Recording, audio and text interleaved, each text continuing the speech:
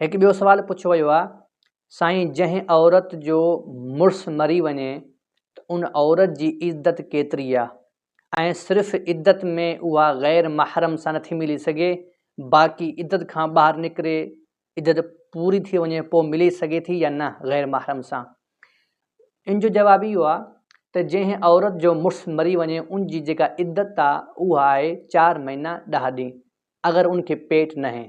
अगरि उन औरत खे पेट आहे त पोइ जेसि ताईं ॿार न ॼणंदी, डिलीवरी केस न थींदो त एसि ताईं उहा इज़त में आहे, अगरि जे उनखे 9 महीना ई छो न लॻी वञनि। नंबर 2 मसइलो, हाणे जेको ॿियो मसइलो पुछियो वियो आहे त इज़त जे अंदरि ग़ैर महरम सां नाहे मिलणो, बाक़ी तव्हां भले मिलो, इहो बिल्कुलु ग़लति मसइलो आहे। असांजे मुआशरे में इहा ॻाल्हि हिकु बिल्कुलु ग़लति मशहूरु कई वई आहे।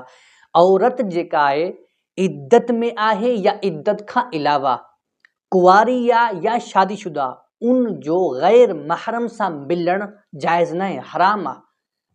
अगरि मिलंदी त उहा औरत गुनहगार हूंदी, उहा पंहिंजे अमलनि जो पाण अल्लाह ताला खे जवाबदा हूंदी। इन जे करे इज़त में वेठी आहे बि ग़ैर महरम सां न मिलंदी।